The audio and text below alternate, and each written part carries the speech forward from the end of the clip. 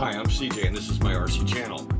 Okay, so the truck is up on a set of blocks, just levels it out, front and rear. And if we measure our front droop, we've got a -2 according to this gauge. And we've got +2, maybe 2.5. In the rear, we've got +4, and on the other side we've got -2. So the car is basically like this as far as its droop settings. So I'm going to level it out probably to around -1, maybe a little lower. I'll need to use a different gauge if I get to that point. So yeah, right now we're running about 8. So these screws here are the droop screws. They measure how far the suspension can drop or droop.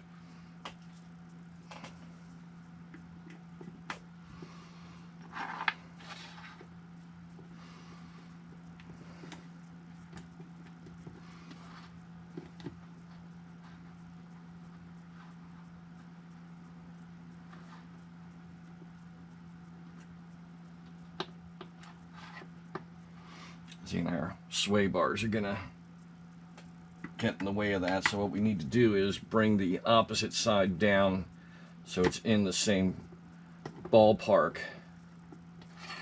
See, actually we're lower than that because the difference left to right was even further off because the droop screws over here on the right side were so far afield from the opposite side that the sway bars were enhancing that difference or minimizing that difference.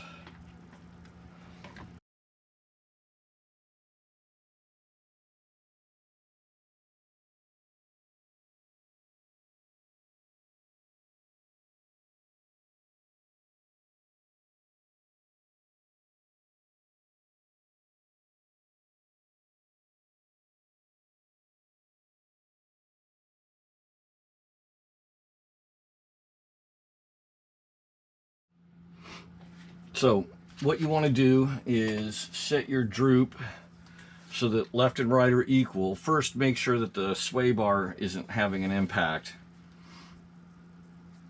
And I've got mine set to 5mm front and rear.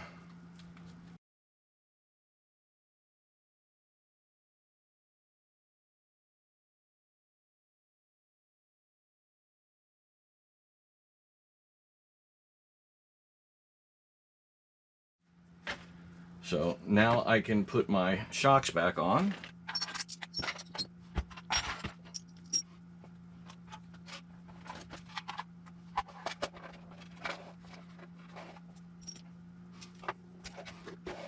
Now I'm going to make a small hardware change because I'm not using the front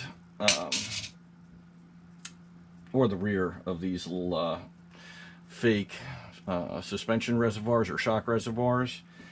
So I don't need this spacer that's on the rear here, and since I'm not going to have that plastic piece either, I'm going to need a considerably shorter screw on the realm of about 1 centimeter shorter.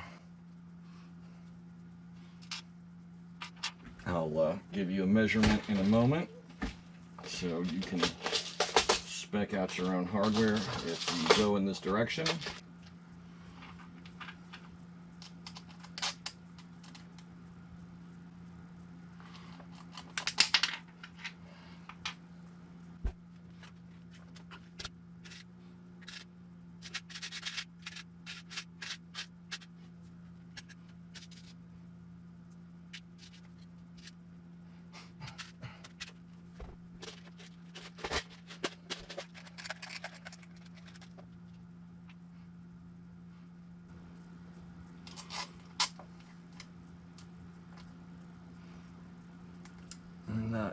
quite long enough.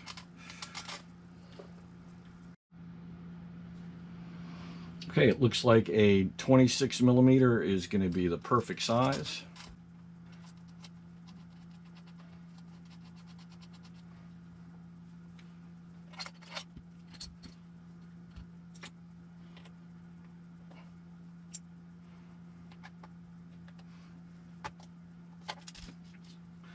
It's going to be easier, I think, to put the bottom screw in first. And it looks like I'm going to be using outer and outer. So, in other words, I'm going to be using the B location, and I'm going to be using the number 2 hole on the A arm. And that's going to be for front and for rear, most likely.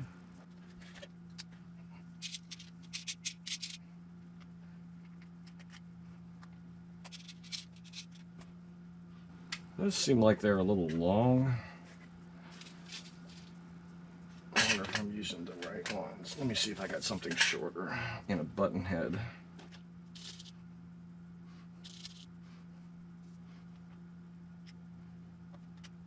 Yeah, that's fine.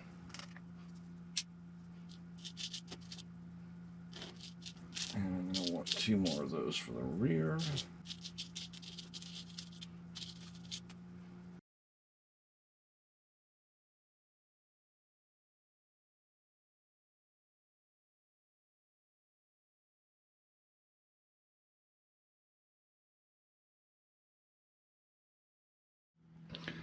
Okay, so now it's time to start doing the tuning, and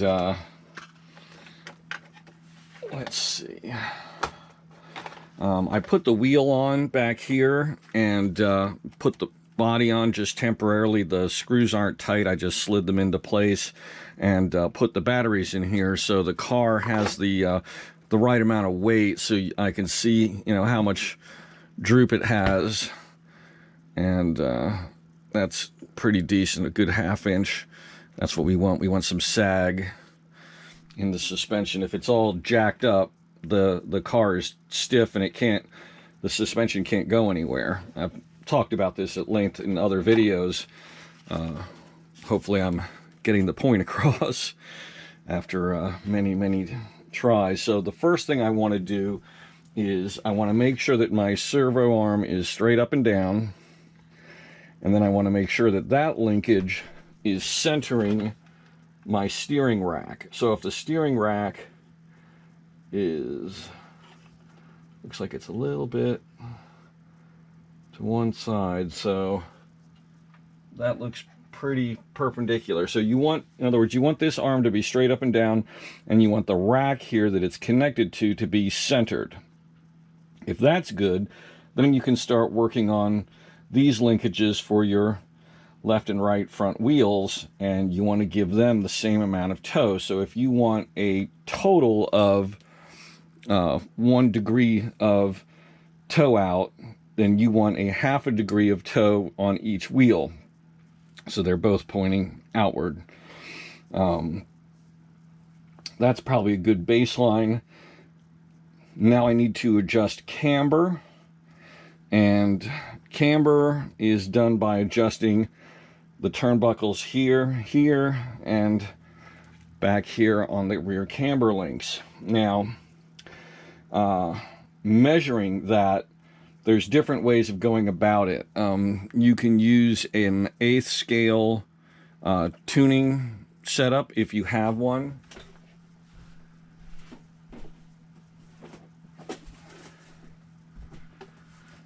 One of these, for example, but these are very expensive, and you're probably not going to spend the $200 or $300 that this costs for a $600 car that you're not racing. So you can go about this in other ways. The worst way to do it is to measure off of your tires, because the tires, the surface that's on the ground has weight on it, so it's going to squeeze it outward like this, and so you're not going to get a clean measurement off of the wheel. Now, you would need a device like this, this is a very simple, inexpensive camber gauge. And it gives you your angle of measurement over here. So you just set this to where you want it, and then you measure against your wheels. Now, this is a set of tuning wheels. They are made by ZD Racing, D as in dog, E as in Edward. And they sell the wheels separately from the hubs, because you might have a vehicle that has large wheels like this, like a 1/10 scale short course truck that has a large tire and has a 12 millimeter hex, or you might have the larger hexes that you would have on an 8 scale. So you can get the hubs. If you look here, you can see this little black plastic part. That is the hub that screws onto the rim. So you buy yourself a set of wheels, you buy yourself one or more sets of hubs. They make these wheels in 2 sizes. This is the large size. The small size is about the size of a 10 scale touring car tire, more or less. And what this gives you is an accurate surface to measure your camber off of, or it's more accurate than a wheel and tire is going to be. Then you're going to want a ride height gauge, and this basically gives you your height in millimeters, and you set this to where you want it. Or if you're measuring an existing setup, you just lower this down, slide it under the car, and just move it until it touches the chassis. And then you can pull it out and read it. So we've got 22 millimeters of ride height front, and you would check that on both sides, and you would check it front and rear and record those numbers. And if you feel the need to change that, you would adjust the preload on the shock absorbers to raise or lower the end that you want to make the change on, or both. So, I'm going to go for, I think I'm going to go with a -2 millimeters of camber. A little strong, but for this vehicle, I think it'll be fine for the way it's going to get used.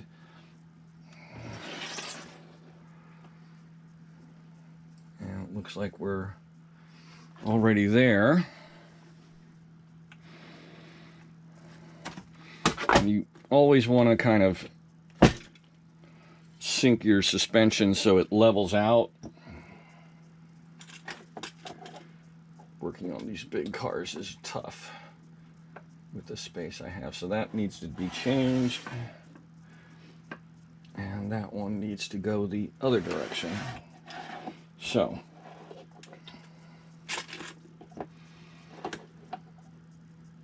let me get out a wrench for that. Don't know what size these are.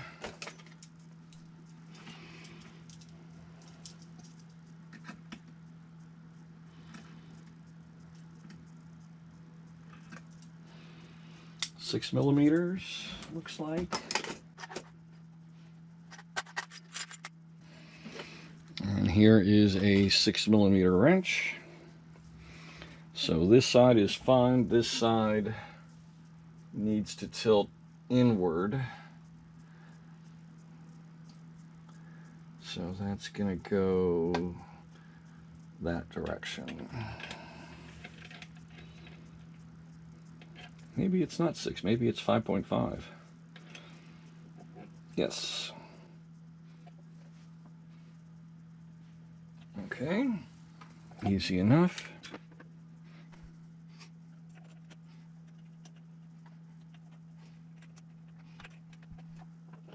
Okay, so camber is set to -2 front and rear.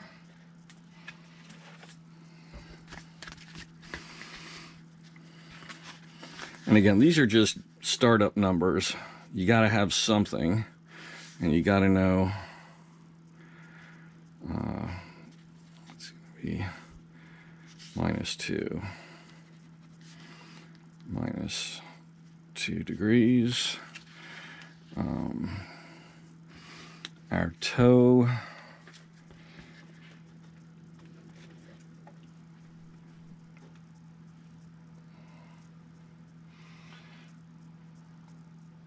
that's towed out pretty hard, but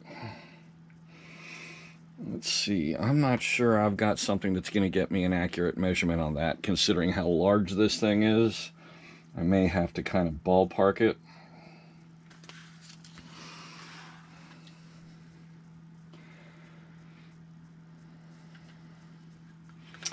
And that's going to be really hard to do, considering how this is the biggest board I have, and it's small for this.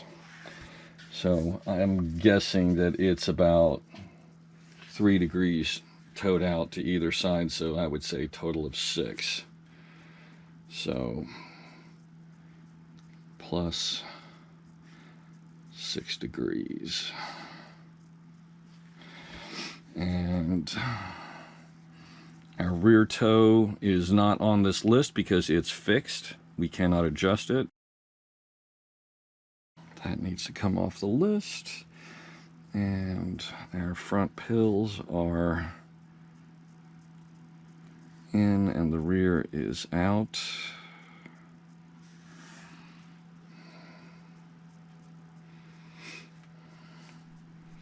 Our camber link is set to the middle, which is number 2. Bump steer spacing, there is none.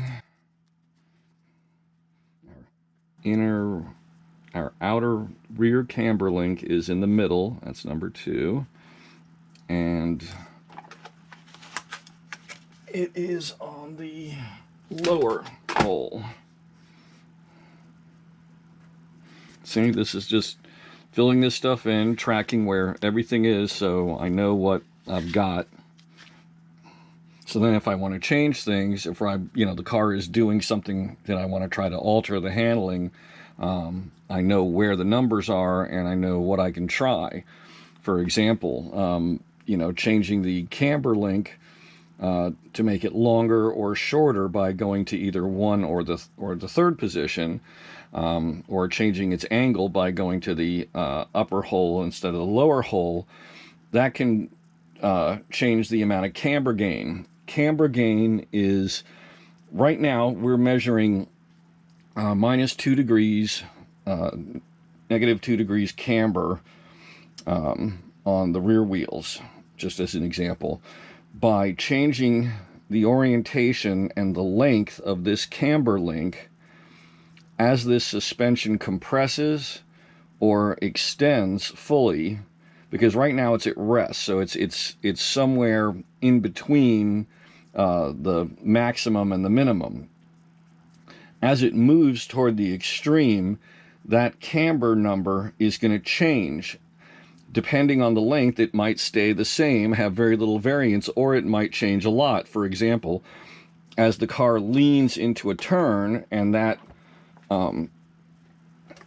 more weight is on that tire, you can adjust the camber. See how right now, if I lean it like that, the tire is going straight up and down, if not going into positive camber. You could set up this link so that as the car leans, it goes, either stays where it is or goes to a steeper negative angle, like -3 degrees at max. That would make the rear tires bite in better. So it all depends on what the car is doing, and these are things you can do to correct bad handling or alter handling. Again, not a race car, but it never hurts to learn these things, and on big cars like this, the changes are very visible. So it's a good way to learn. Do you find these videos to be helpful, useful to you? And please help me keep this channel going by donating. Click the link up here and you can donate safely through PayPal on either a one-time or a monthly basis, your choice. So I've got most of the stuff filled in. Still need to do ride height. That's one of the last things. Basically, I'm just you know, putting in, like, you know, the batteries, the motor size. The roll bars are 2.75 millimeter in diameter, front and rear.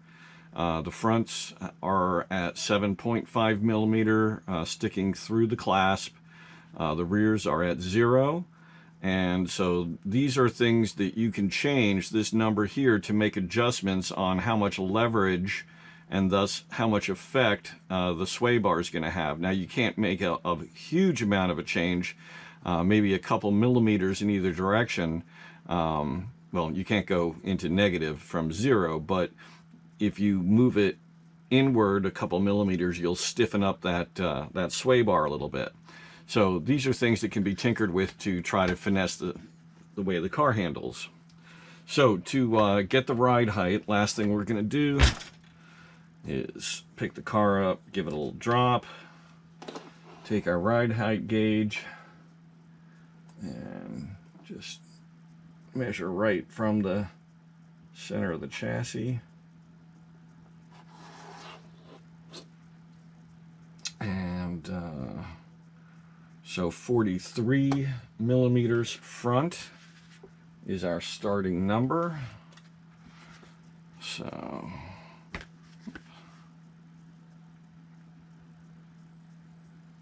43 millimeters, and our rear ride height, probably easier to measure from back here.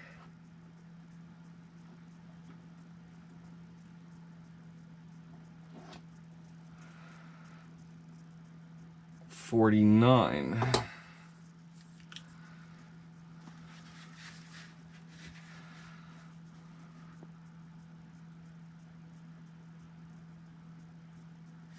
Now, right now, that is with the,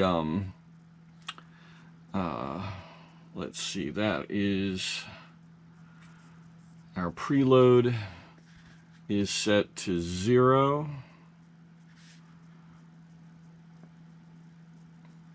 Millimeters, front and rear. And, which means that the shocks are at their softest as far as the spring tension goes. So if I wanted to raise the front end a little bit, all I would need to do would be to adjust those collars and then record that amount. Now there's one last thing that I want to measure, and that is something that's kind of unique to this car, and that is the servo saver tension adjustment. And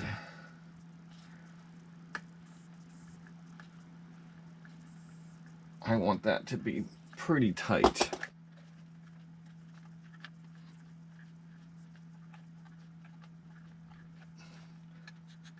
So let me measure that. And I'm measuring from the top of the red ring to the orange plate. So 5 millimeters.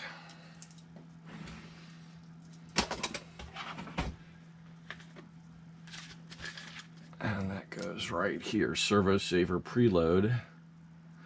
And that's our initial setting. So if I get the impression that the Servo Saver is kicking a lot, and I'm not worried about damaging the servo, I can crank that down even further, maybe take that to 7 or 8 millimeters and see if that makes the issue go away.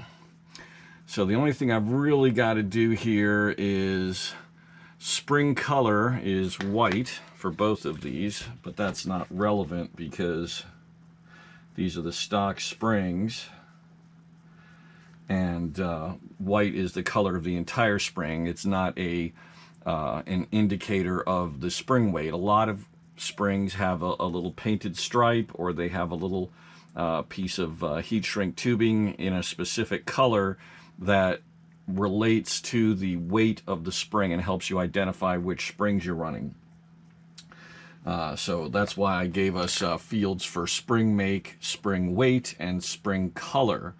If we decide to switch these out for a 1/8 scale, or excuse me, yeah, an 1/8 scale springs from another vehicle at a different weight, to change again how this feels, because right off the bat I don't have that much droop, or like if I were to go like that and then I lift it up until until the tires start coming up, it's probably about 1/2 inch. And it might be better to have that have a little more sag to it. But I'm at the top of the spring's preload, so the only way I could do that would be to put on a slightly softer spring or a shorter spring, more likely softer, and then make adjustments to preload as needed to get it to the correct ride height. So, setup sheet's done. Ready to go for the first drive. I'm going to take this out tomorrow. The weather is looking good. I'm going to charge up the batteries so that I'm ready to go in the morning. And one of the things I'm planning on doing in the not too distant future is putting a camera inside the cabin so that I can record the runs from the first person view, and I may also get an FPV camera that has a transmitter, so I can use a pair of goggles with this. So we will see, but this monster is going to get a lot of runtime. I'm probably going to order a pair of 4S batteries real soon, and but first I want to see how it performs on 3S. It might be better for the longevity of the speed control in the motor to stay at a pair of 3S's 6S. If it's fast enough, if it's got enough power, I'm not planning on doing speed runs with this. I really don't care if it goes 55 or 50. That's more than fast enough. If it's even in that range. I would rather have a lower gearing and have more torque, more power, so this can, blast its way through mud and thick grass and snow and whatnot. So, I mean, when you've got something like this going 50 miles an hour, you're really just trying to keep control of it. You're not really driving it, in my opinion. But if that's the direction you want to go with this, when you buy one, you want to put foam tires and shrink it down and such. Now, bear in mind that the size of the wheel has a speed factor. For every revolution of these tires, these big tires, the car goes a specific distance. If you put on a smaller diameter tire, that car goes a shorter distance for that same rotation. So to get more rotations, to compensate, first you got to compensate for the tire size by increasing the rotations. That means changing the gearing. When you're doing that, you have to worry about heat. That's one reason I might stay at 2 3S batteries, 6S total, is to not burn out the speed control, because I want to be able to push this really hard and put it through a lot of high torque maneuvers, exercises, however you want to describe it. That can very quickly burn out a speed control, and having the increased voltage of an extra cell or an extra 2 cells could be the difference between the car coming home and being able to run, and the car coming home with a smoking speed control. So we'll see. I hope you enjoyed this video. Please click like and please subscribe to my channel. If you click the bell icon, you'll receive notifications every time I launch a new video. Thank you for watching.